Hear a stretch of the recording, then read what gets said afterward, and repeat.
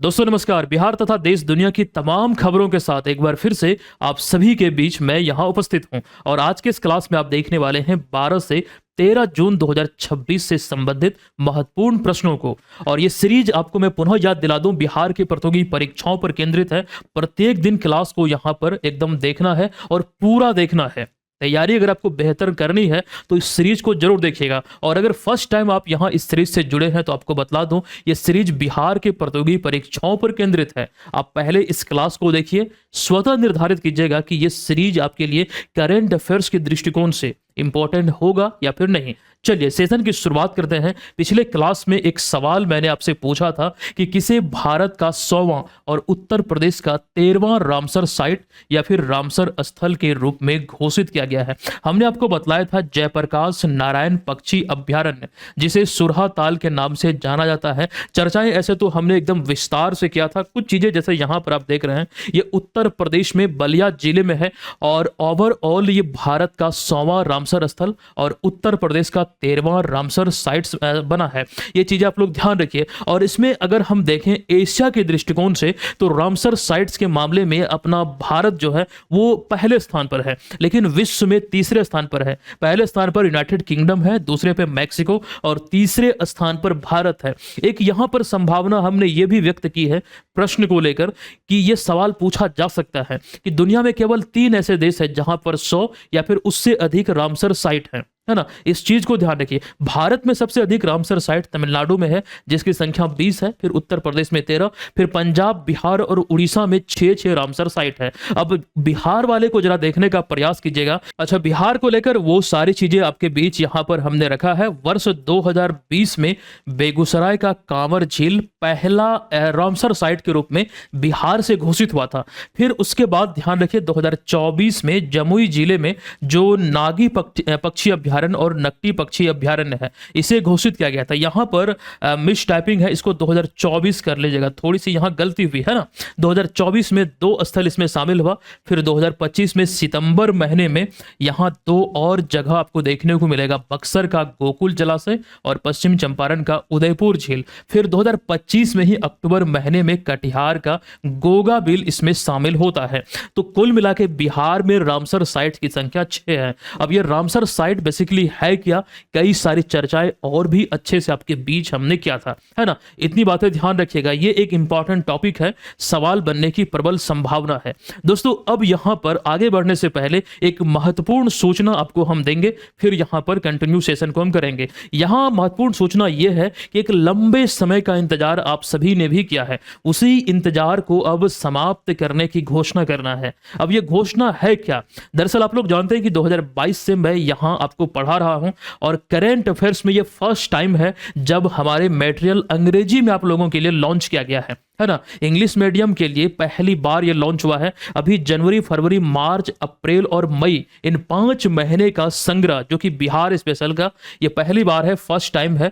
ये Bihar special current affairs को लेकर बहुत ज्यादा डिमांड आ रहा था। इसको लेकर एक पीडीएफ जारी हुआ है, ये प्रिंटेबल है, 95 यानी कि 95 पेज है। आप चाहें तो इसको हिंदी में डाउनलोड कर सकते हैं, हिंदी में लेना चाहते हैं तो हिंदी में लीजिए, अंग्रेजी में उपलब्ध है, मतलब अंग्रेजी में लेना चाहते हैं तो अंग्रेजी में इसको डाउनलोड कर सकते हैं। मतलब वो मिक्स नहीं है, मतलब सेपरेट पीडीएफ है, हिंदी वालों के लिए अलग, अंग्रेजी वालों के लिए अलग।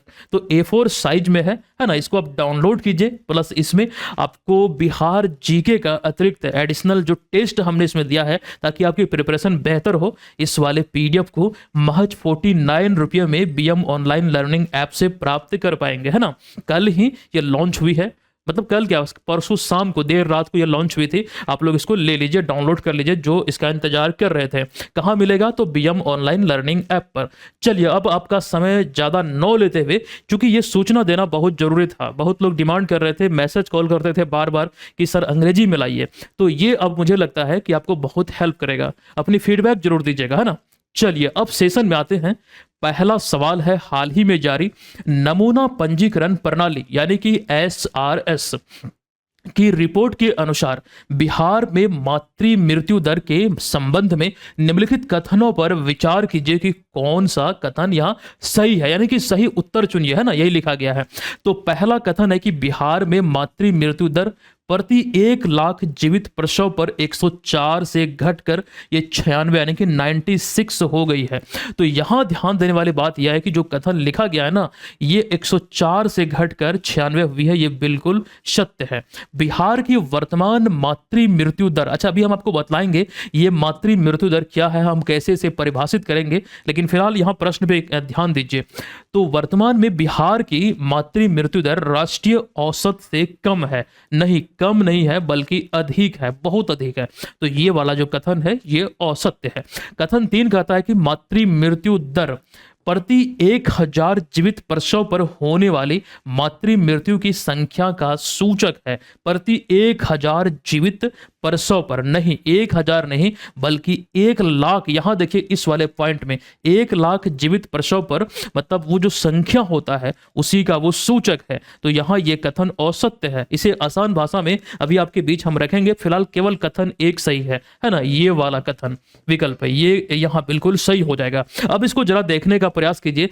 तो हालिया जारी नमूना पंजीकरण प्रणाली यानी कि सैंपल रजिस्ट्रेशन सिस्टम की जो नवीनतम रिपोर्ट है, इस रिपोर्ट में बिहार में मातृ मृत्यु दर प्रति 1 लाख जीवित प्रसव पर जो 104 हुआ करती थी वो घटकर 96 हो गई है। मतलब यहां 8 अंकों की गिरावट के साथ ये सुधार देखने को मिला है। मतलब यहां एक शब्द आप लोग ऐड कर लीजिएगा, इसमें सुधार हुआ है। पहले 104 होता था वो घटकर 96 हुआ है। जो मौत इसमें होती है ना, ये चीज ध्यान रखिए। और इसके पीछे कई सारे कारण हैं, जैसे कि बिहार में इन दिनों स्वास्थ्य व्यवस्था पहले की तुलना में बेहतर करने का जो प्रयास हो रहा है, हालांकि सुधार की बहुत जरूरत है लेकिन फिर भी पहले से बहुत अच्छा है ना। तो इस सुधार का प्रमुख कारण जो है ये संस्थागत प्रसव है। यहां आप देखेंगे कि प्रत्येक जो जिलों में जो सदर अस्पताल है या फिर जो सरकारी अस्पताल है वहां पर सुविधाएं दिन ब दिन बेहतर होती जा रही है। तो ये संस्थागत प्रसव में वृद्धि, साथ साथ एम्बुलेंस सेवाओं की उपलब्धता, गर्भवती महिलाओं की नियमित जांच और प्रसव के दौरान विशेषज्ञ चिकित्सा सुविधा तथा आपातकालीन प्रसूति सेवाओं का विस्तार, ये इन सभी के बदौलत ये देखने को मिला है। हालांकि फिर भी ये आंकड़ा बहुत अधिक है। राष्ट्रीय स्तर पर ये मातृ मृत्यु दर को देखेंगे ना तो ये आपको 88 दिखेगा। 88 से बहुत अधिक है, 96, ये भी बहुत बड़ा आंकड़ा होता है ना। ये चीज ध्यान रखिए, प्रति 1 लाख जीवित जन्म। और इसको समझने का प्रयास कीजिए, यहां हमने वही चीज तो लिखा है ना, मातृ मृत्यु दर एक्चुअली होता क्या है। तो गर्भावस्था के दौरान या प्रसव के 42 दिनों तक, यहां ध्यान रखिए प्रश्न बन सकते हैं, 42 दिनों के भीतर यहां आपको ध्यान रखना है कि इस अवधि में किसी भी कारण से सिर्फ दुर्घटना को छोड़ करके अगर मां की मौत होती है, मृत्यु होती है, तो वही जो होने वाली मृत्यु का दर है जो कि 1 लाख जीवित बच्चों के जन्म पर मरने वाले माओं की संख्या को एक प्रकार से जो इंगित करता है उसे ही हम मातृ मृत्यु दर कहते हैं, है ना। जैसे लिंगानुपात हम लोग ऐसे समझते हैं कि प्रति 1000 पुरुषों पर महिलाओं की संख्या, है ना, उसी प्रकार से इसको भी एकदम परिभाषित करने को लेकर जो परिभाषा है, जो बेसिक से पॉइंट है वो ध्यान रखिएगा। और चूंकि बात यहां पर बिहार में स्वास्थ्य को लेकर हो रही है तो बिहार के मौजूदा स्वास्थ्य मंत्री हैं निशांत कुमार, जो नीतीश कुमार के पुत्र हैं। एक चीज और ध्यान रखिएगा, बिहार लंबे समय से सरकारी अस्पतालों में मरीजों को मुफ्त दवा उपलब्ध कराने के मामले में पहले स्थान पर है, दूसरे पर राजस्थान है। काफी लंबे समय से ये चली आ रही है, पहले तो राजस्थान शीर्ष पर हुआ करता था लेकिन अब बिहार है। एक चीज यहां पर इस प्रश्न में देखने का प्रयास कीजिएगा जो कि एक इंपॉर्टेंट प्रश्न है।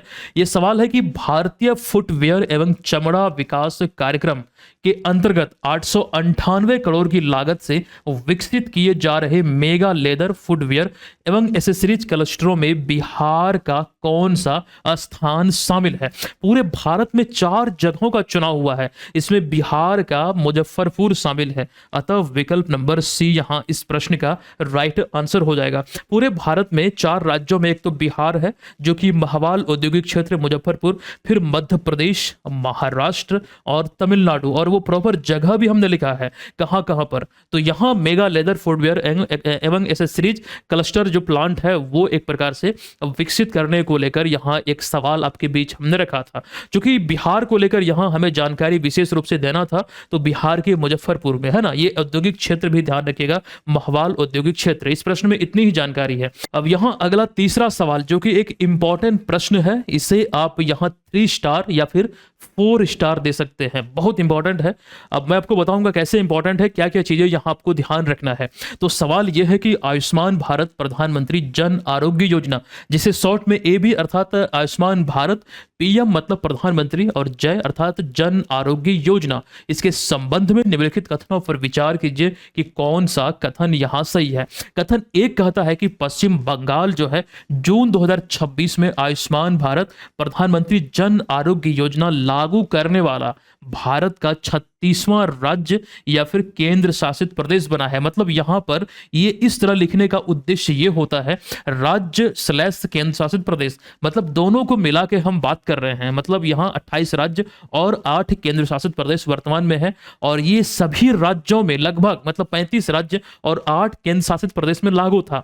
क्योंकि यहां पश्चिम बंगाल में अभी तक ये योजना लागू नहीं हुई थी। जब ये पिछले ही साल खास करके दिल्ली में जब लागू हुई थी, वो चीजें जब हम बतला रहे थे इसका जिक्र हमने किया था। अभी पश्चिम बंगाल में भाजपा की सरकार बनी है और स्वतंत्र भारत के इतिहास में पहली बार बनी है, और ऐसे में इस योजना को यहां अब लागू कर दिया गया है। तो ऐसे में ये 36वां राज्य और केंद्र शासित प्रदेश बना। ओवरऑल दोनों के हिसाब से आप बोल सकते हैं, आप ऐसे भी बोल सकते हैं कि 36वां क्षेत्र बना है। कथन 2 कहता है, अच्छा ये तो सही है, कथन 2 कहता है कि पश्चिम बंगाल के शामिल होने के साथ ही योजना का 100% राष्ट्रव्यापी कार्यान्वयन पूरा हो गया। मतलब आप लोग जानते हैं कि भारत में इस समय 28 राज्य हैं और 8 केंद्र शासित प्रदेश हैं। तो 28 और 8 कितना हुआ? 36 हुआ। तो 100% हुआ ना। तो ये कथन बिल्कुल सत्य है। कथन 3 है कि पश्चिम बंगाल से पहले दिल्ली जो है ये 34वां तथा उड़ीसा 35वां राज्य या फिर केंद्र शासित प्रदेश था जिसने इस योजना को लागू किया था। यहां देखिएगा थोड़ा सा मिस टाइपिंग, मतलब कि मिस है इसमें, मतलब ये कथन जो है ये असत्य है। लेकिन अगर आप इस चीज का ध्यान नहीं रखेंगे तो आप मतलब यहां पर इसे सही टिक मार देंगे, क्योंकि दिल्ली जो है वो 35वां और उड़ीसा जो है वो 34वां है। यहां उल्टा लिखा गया है ना। तो इस आधार पर यह कथन सत्य है। केवल कथन 1 और 2 सही है ना। विकल्प नंबर ए में है। यहां देखने का प्रयास कीजिए, दिल्ली के बारे में हमने 34वां लिखा है, लेकिन वास्तव में दिल्ली जो है वो 35वां है ना। पश्चिम बंगाल से पहले उड़ीसा 34वां और दिल्ली 35वां केंद्र शासित प्रदेश या फिर राज्य बना जिसने इस योजना को अपनाया था या फिर ये लागू किया था। अभी हाल ही में अगर हम भारत में देखें तो इसका पूरा संपूर्ण कवरेज हो चुका है, और ये सबसे अंतिम जगह है अगर हम राज्य केंद्र शासित प्रदेश में देखें तो पश्चिम बंगाल, जहां ये लागू हुआ है। अब प्रधानमंत्री जन आरोग्य योजना क्या है, ये कैसे संचालित होती है, आप लोग बखूबी जानते हैं, लेकिन शुरुआत को लेकर जरूर याद रखिए 23 सितंबर वर्ष 2018 को झारखंड के रांची से नरेंद्र मोदी प्रधानमंत्री के द्वारा ये शुरू किया गया था या फिर लॉन्च किया गया था। इस चीज को आपको ध्यान रखना है। अब एक चीज और, जन आरोग्य योजना की यहां हम बात कर रहे थे, लेकिन अभी हम एक और जानकारी देंगे। चूंकि आरोग्य शब्द की यहां बात हुई है तो आरोग्य वन यहां थोड़ा सा समय लेंगे, रिवीजन आपका हो जाए। अप्रैल 2026 में NHAI यानी कि भारतीय राष्ट्रीय राजमार्ग प्राधिकरण ने जो हाईवे के किनारे, आप लोग देखते होंगे जब सफर करते हैं तो हाईवे के किनारे दोनों साइड में खाली पड़ी जमीनें होती है, वैसे खाली जमीनों पर औषधीय पौधे लगाने को लेकर के ये आरोग्य वन पहल की शुरुआत किया था NHAI ने, है ना। जो औषधीय पौधे में नीम, आंवला, जामुन और कई प्रकार के होते हैं, उन सभी पौधे को लेकर। अच्छा, एक चीज औषधीय पौधे की बात हो रही है, यहां हम एक इंफॉर्मेशन देंगे, हालांकि ये अलग चीज है लेकिन बहुत इंपॉर्टेंट है। अगर आपसे ये पूछा जाता है कि बिहार का पहला जैव विविधता पार्क कहां पर है, क्योंकि इसका भी जो उद्देश्य है ये जैव विविधता को बढ़ावा ही देना है। अब ये जैव विविधता की चर्चा हुई है तो बिहार का पहला जैव विविधता पार्क कुशियार गांव बिहार के अररिया जिले में है ना। अररिया वही जिला है बिहार का जहां पर बिहार का दूसरा जो चिड़ियाघर है रानीगंज अररिया में एक जगह वहां पर बन रहा है। तो ये चीज ध्यान रखिएगा। एक दो सवाल जो इंपॉर्टेंट है जो कई बार एग्जाम में आपको देखने को मिल सकते हैं। अगले सवाल पर आइएगा। उत्तर प्रदेश सरकार द्वारा हाल ही में शुरू की गई प्रोजेक्ट गंगा के संबंध में निम्नलिखित कथनों पर विचार कीजिए। कुछ समय पहले जब इसकी घोषणा हुई थी उस समय भी हमने चीजों को लेकर आपको जानकारी दिया था। तो यहां पर इसमें कथन एक कहता है कि इसका उद्देश्य ग्रामीण क्षेत्रों में हाई स्पीड इंटरनेट कनेक्टिविटी को बढ़ावा देना है। इस उद्देश्य से इसकी शुरुआत अभी हुई है। तो ऐसे ये कथन तो बिल्कुल सत्य है। प्रोजेक्ट गंगा की शुरुआत उत्तर प्रदेश सरकार द्वारा किया गया है, और ऐसे में गंगा का जो पूरा नाम है यह government government assist network for growth and advancement. ये गंगा में जो इसका पूरा नाम है, जो फुल फॉर्म है, ये है। बिल्कुल यहाँ कथन सही है। कथन 3 कहता है कि यह परियोजना भारत सरकार के रक्षा मंत्रालय द्वारा शुरू की गई है। नहीं, ये भारत सरकार के रक्षा मंत्रालय से इसका कोई लेना देना नहीं है। कथन विकल्प नंबर ए यहाँ सही है। अब प्रोजेक्ट गंगा से जुड़ी हुई जो इंफॉर्मेशन इस समय आपको ध्यान रखना, उद्देश्य क्या है, किस राज्य सरकार द्वारा इसकी शुरुआत किया गया है, और इसमें मोस्ट इंपॉर्टेंट पॉइंट ये भी है कि प्रोजेक्ट गंगा में जो गंगा शब्द है इसका फुल फॉर्म क्या है। तो government assist network for growth and advancement, है ना। ये चीज़ों को ध्यान आपको रखना है और ऐसे सवाल इंपॉर्टेंट होते हैं। आइए अगले सवाल पर। अच्छा, अगले सवाल पर जाने से पहले अभी जो पीडीएफ आपको हम दिखला रहे थे, जो कि जनवरी से मई तक का हिंदी और अंग्रेजी दोनों माध्यम में लॉन्च हुआ है, करंट अफेयर्स के इस विजेता बैच से आप डाउनलोड कर सकते हैं, या फिर मेंस एग्जाम को लेकर ये वाला कोर्स लिए हैं तो ये वाले कोर्स में भी करंट अफेयर्स का कंप्लीट मटेरियल मिलता है, ये आपको इसमें मिल जाता है, प्लस मेंस का मटेरियल भी इसमें मिलता है। और अगर बीपीएससी वाला कोर्स लिए हैं तो ये ऑटोमेटिकली ये इसके साथ, मतलब बीपीएससी वाले कोर्स के साथ ये फ्री है, तो इससे भी आप डाउनलोड कर सकते हैं। और ऐसे अभी आपको एप्लीकेशन पे तमाम कोर्स और टेस्ट सीरीज में 50% का डिस्काउंट मिल रहा है। पीडीएफ को अगर आपको डाउनलोड करना है तो ये कोर्स आप ले सकते हैं इस कूपन कोड का इस्तेमाल करते हुए। ये ऑफर जल्द समाप्त होने वाली है, 102 दिनों में ये समाप्त हो जाएगी। ऑफर की पूरी जानकारी आपको वहां एप्लीकेशन पे देखने को मिलेगा, है ना। इस चीज को आप वहां ध्यान से ले सकते हैं इस कूपन कोड के साथ। अगले प्रश्न पे आइए। सिपरी की एक रिपोर्ट आई है, सिपरी ईयरबुक 2026। इस रिपोर्ट के अनुसार परमाणु हथियार यानी कि न्यूक्लियर वारहेड की संख्या के मामले में भारत विश्व में कौन से स्थान पर है। एक्चुअली ये यहाँ पर सवाल है, इसमें जरा देखने का प्रयास कीजिए। इसका राइट जो आंसर है, भारत इसमें 6ठे स्थान पर है। विकल्प नंबर डी इस प्रश्न का राइट आंसर है। परमाणु हथियार के मामले में इस समय जो संख्या बढ़ी है, उस मामले में बढ़कर पिछले वर्ष की तुलना में ये बढ़कर यहाँ 190 हुआ है भारत में, और ये बढ़कर 6ठे स्थान पर पहुंच चुका है। मतलब पायदान की अगर आप बात करेंगे तो 6ठे पायदान पर है भारत इस समय। कुछ चीजें और भी यहां आपको हम बतलाएंगे जो कि आपको ध्यान रखना चाहिए, जो वास्तव में इंपॉर्टेंट है। सबसे पहले आपको ये हम बतला दें, ये रिपोर्ट है सिपरी की। इसी रिपोर्ट में ये खुलासा हुआ है, भारत को 6ठा स्थान इसमें दिया गया है।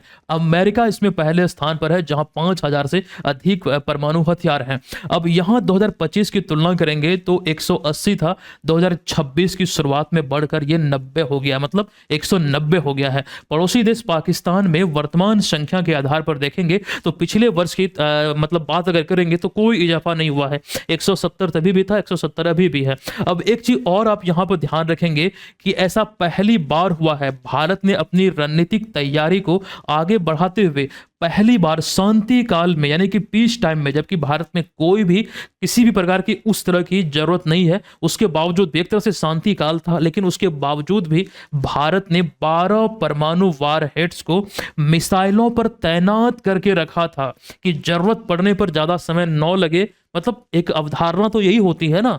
हालांकि भारत इस मामले में हमेशा पीछे रहता है। भारत की ऐसी नीति कभी भी है, यहाँ कभी भी नहीं रही है कि वो कभी हमला करे। अगर भारत पे कोई आंख उठाता है तो भारत उसका कड़ा मुकाबला करता है, डटकर जवाब देता है ना। नो फर्स्ट यूज की नीति, मतलब यहां पर आपको यह ध्यान रखना, अपनी सुरक्षा के मद्देनजर परमाणु वारहेड्स को तैयार रखा था। अमूमन मिसाइल और जो परमाणु वारहेड्स होते हैं दोनों अलग अलग रखे जाते हैं, लेकिन इस रिपोर्ट में यह कहा गया है कि 12 परमाणु वारहेड्स को मिसाइलों पर तैनात करके रखा गया था। दोस्तों, वारहेड्स मिसाइल का वो हिस्सा होता है जिसमें विस्फोटक सामग्री होती है। मतलब जो भी खास करके जैसे बारूद हो गया, रासायनिक एक प्रकार से, या फिर एटॉमिक जो न्यूक्लियर पावर एनर्जी, मतलब जो भी बोल लीजिए, जो भी विस्फोटक सामग्री होता है वो चीजें आगे वाले हिस्से में होता है, जैसे कि वारहेड कहा जाता है। तो ये चीजें इस रिपोर्ट में खुलासा हुआ है, उसी आधार पर यहाँ आपके बीच चीजों को हमने रखा है। एक जानकारी सिपरी के कुछ समय पहले इसी साल 2026 मार्च महीने में आई थी। हथियार आयातक देशों में, मतलब इसको लेकर रिपोर्ट थी कि भारत जो है दुनिया का दूसरा सबसे बड़ा हथियार आयातक देश बना है और यूक्रेन इसमें पहले स्थान पर है। वैश्विक हथियार आयातक देशों को लेकर यह रिपोर्ट वर्ष 2021 से 25 तक आधारित था। यूक्रेन इसमें पहले स्थान पर, यहां देखिए हमने लिखा भी है कितना % ये हथियार आयात किया है। उसके बाद भारत, सऊदी अरब तीसरे, चौथे पर कतर, और यहां चौंकाने वाला डेटा यह है कि पाकिस्तान भी बराबरी करना चाहता है भारत का। है ना। हालांकि भारत का जो रक्षा बजट है पाकिस्तान से 9 गुना अधिक है, ये चीज ध्यान रखिएगा। रक्षा बजट के मामले में भारत आई थिंक चौथे स्थान पर है, चौथे या पांचवें स्थान पर, सिपरी के रिपोर्ट के आधार पर हमने बतलाया था। चलिए, मैं यहाँ तो मिस कर रहा हूँ, मुझे ध्यान में नहीं आ रहा, आप लोग कमेंट करके बतलाइएगा कि रक्षा बजट के मामले में भारत कौन से स्थान पर है। आइए, यहां अगला सवाल है कि हालिया आयोजित मोनाको ग्रैंड प्रिक्स 2026 के संबंध में निम्नलिखित कथनों पर विचार कीजिए कि कौन सा कथन यहां पर सही है। तो कथन एक है कि मोनाको ग्रैंड प्रिक्स 2026 का जो खिताब है, यह मर्सिडीज टीम के इतालवी ड्राइवर यानी कि इटली के रहने वाले हैं किमी एंटोलेनी, इन्होंने अपने नाम किया है। मर्सिडीज के ड्राइवर हैं, मतलब जो फार्मूला 1 रेसिंग प्रतियोगिता है मोनाको ग्रैंड प्रिक्स, इसमें इन्होंने खिताब जीता है। इस जीत के साथ Kimi Antonelli Monaco grand prix जीतने वाले सबसे युवा ड्राइवर या फिर रेसर बन गए हैं। अच्छा, इसीलिए हमने प्रश्न को शामिल किया है, क्योंकि ये इतिहास में पहली बार है, मतलब सबसे युवा एक्चुअली बने हैं, तो ये ध्यान रखिएगा। अच्छा, मोनाको ग्रैंड प्रिक्स को लेकर एक चीज और हमने यहां शामिल किया है कि ये विश्व चैंपियनशिप की एक ऑफ रोड रेस है, जिसका जो आयोजन है प्रतिवर्ष रेगिस्तानी मार्गों पर किया जाता है। नहीं, ये जो कथन है ये बिल्कुल औसत है। ऑफ रोड से इसका कोई मतलब नहीं है, रेगिस्तानी मार्गों पर नहीं होता है, बल्कि ये ट्रैक पर आयोजित होता है। केवल कथन 1 और 2 सही है, विकल्प नंबर बी में है, यही तो इस प्रश्न का राइट आंसर हो जाएगा। अगला प्रश्न है कि हाल ही में आयोजित सैफ महिला चैंपियनशिप 2026 के संबंध में निम्नलिखित कथनों पर विचार कीजिए कि कौन सा कथन यहां पर सही है। सैफ प्रतियोगिता साउथ एशियन फुटबॉल फेडरेशन इसका पूरा नाम होता है। इसमें पहला कथन आपको देखने को मिलता है कि भारत ने फाइनल में बांग्लादेश को 3-1 से हराकर सैफ महिला चैंपियनशिप 2026 का जो खिताब है वो अपने नाम किया है। अच्छा, आपको बता दूं कि भारत ने 6ठी बार जीता इसे। अच्छा, यहाँ पे देखिए वही चीज लिखा गया कि इस जीत के साथ भारत ने रिकॉर्ड 6ठी बार ये सैफ महिला चैंपियनशिप का जो खिताब है वो अपने नाम किया है, तो ये भी कथन सही है। अगला तीसरा कथन है कि सैफ प्रतियोगिता का या फिर सैफ का जो पूरा नाम होता है ये साउथ एशियन फुटबॉल फेडरेशन है, जो दक्षिण एशिया में फुटबॉल के विकास और प्रतियोगिताओं के आयोजन हेतु कार्य करती है। तो ये भी कथन यहां बिल्कुल सत्य है। इस प्रश्न में सभी कथन सही है, विकल्प नंबर डी यहां पर करेक्ट आंसर हो जाएगा। अब देखिए अगला सवाल है कि हाल ही में ईरान और इजराइल के विरुद्ध शुरू किए गए सैन्य अभियान ऑपरेशन नस्र का उद्देश्य या फिर मुख्य उद्देश्य क्या है। तो इसका जो राइट आंसर यह है विकल्प नंबर डी, यानी कि इजराइल के रणनीतिक सैन्य एवं हवाई ठिकानों पर हमला करना। मतलब ईरान द्वारा यह शुरू किया गया इजराइल के विरुद्ध, मतलब इस अभियान का या फिर ऑपरेशन का नाम क्या है, तो ऑपरेशन नस्र। अब ये ईरान इजराइल का जो युद्ध चल रहा है, हालांकि इसमें अमेरिका भी शामिल है, लंबे समय से चल रहा है। फरवरी महीने में आई थिंक इसकी शुरुआत रिसेंटली हुई थी, हालांकि पहले से भी मामला गर्म था। तो ये चीजों को लेकर के हमने कई बार चर्चा भी किया है मेंस वाले कोर्स में। फिलहाल यहां हम बात करेंगे ऑपरेशन नस्र के बारे में। अभी इसकी घोषणा जो हुई 8 जून 2026 को ईरान की इस्लामिक रिवोल्यूशनरी गार्ड कोर द्वारा यह किया गया। अब यहां बेसिकली आप ये देखेंगे, अच्छा एक चीज ये ध्यान रखिए, नस्र जो ऑपरेशन शुरू हुआ है इसके तहत अभी जो इजराइल पर जो हमला हुआ है उसके ठिकानों पर, खास करके जो कुछ सैन्य ठिकाने हैं उसमें से यहां एक तस्वीर आपको दिख रहा है, ये कोई सैन्य ठिकाना प्रतीत नहीं हो रहा है, ये ऐसा प्रतीत हो रहा है कि यहाँ एक शहर है ना। ये एक रियल तस्वीर है जो हमने इंटरनेट से लिया है, तो ये चीज ध्यान रखिए। अब यहाँ इस ऑपरेशन में नस्र का जो अर्थ है ये विजय यानी कि विक्ट्री है, इस चीज को ध्यान आपको रखना है। इसमें कई ठिकानों को इसमें खास करके तबाह किया गया है ईरान की तरफ से, ये दावा किया गया है, और ये चीजें जो खबरों में है मीडिया में है उसी आधार पर यहाँ आपके बीच हमने रखा है। हालांकि ये सारे बातों पर ज्यादा ध्यान मत दीजिए, मोस्ट इंपॉर्टेंट पॉइंट में किसके द्वारा कौन सा ऑपरेशन कब क्या उद्देश्य, ये चीजें ध्यान आपको रखना है। चलिए अगले सवाल पर आइए। अगला सवाल है कि शौर्य चक्र से सम्मानित लेफ्टिनेंट कमांडर सूरज पराशर भारतीय सशस्त्र बलों की किस विशेष इकाई से संबंधित हैं,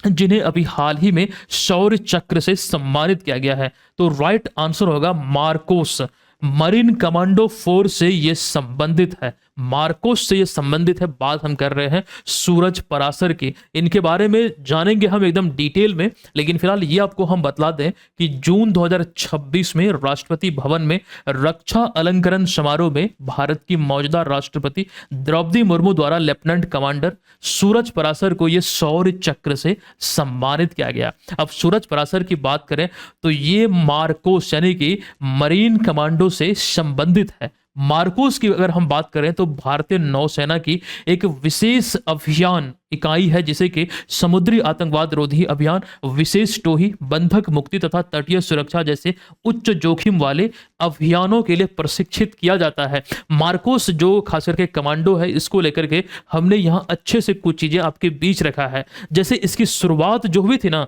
वो फरवरी 1987 में हुई थी। और आपको एक चीज मैं ये बतला दूं, ये अमेरिका में कुछ इसी तरह की एक खास करके सेना है, उसी के तर्ज पर मतलब ये बना है। उसका गठन 1987 में हुआ है। ये चीजों को यहां पर आपको ध्यान रखना है ना, इन चीजों को ध्यान रखिए। और वही बात अगर हम शौर्य चक्र की करें तो एक प्रमुख शांतिकालीन वीरता पुरस्कार है।